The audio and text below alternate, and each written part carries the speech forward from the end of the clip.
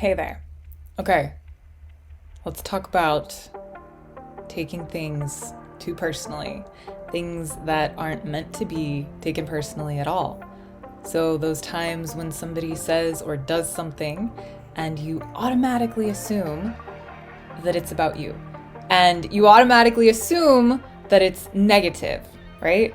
So, you, on some level, totally believe that you just suck, and the other person knows it, and so therefore, their remark or their action is definitely directed at you, and definitely because you just suck. And so this is your filter set up to look for things that confirm your shitty beliefs about yourself. So if you believe that you are unworthy in some way, flawed, etc., then you're going to seek these things out in order to confirm and reinforce these beliefs about yourself.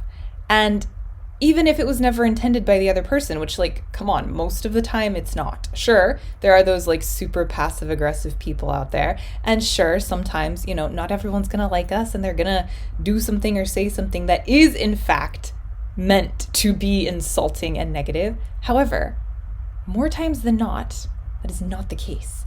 It is us looking for these things and projecting our own view and definition of ourselves onto this other person. And this leads to so much unnecessary conflict and anxiety and stress and miscommunications.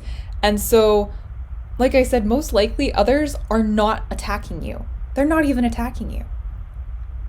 And so what is attacking you is yourself and your projection of your own self-view onto others that you assume also hold the same view of you. And so this isn't fair to either party.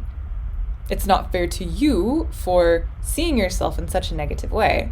And it's not fair to the other person that you are essentially putting a whole new reality in their head, right? Like, you're just projecting some whole new thing and assuming that you know what's in their head and you know what they're thinking and what they're intending and what they're feeling and how they see you. And like, where's the fairness in that? Robbing the other person of their own experience. So what do we do, right? Like, do you enjoy living this way? Do you enjoy kind of having this very I like to call it a very shame-sensitive filter where we're constantly looking for things and creating things to reinforce those beliefs about ourselves? So if the answer is no, you don't like that, then what can we start to do about it? Well, we can place the focus back on ourselves and begin to find freedom to understand what's driving this trend of taking things personally. So, for example, ask yourself, what things do you tend to take personally? Is there a theme? What is the general theme of those instances when you are taking it personally? Is it something about your appearance? Is it something about your intellect? Like, what is the thing? Right? So spend some time looking at that. And then how do you typically react in these situations? What is it giving you? What is you taking this personally actually giving you? And right off the bat, we know, like, well, it's giving me this part of me that believes I'm a shitty person, or whatever the story is in your head, believes that I'm unworthy, believes that I am incapable. Whatever it is, it's giving that part of you the ability to be like, I'm right.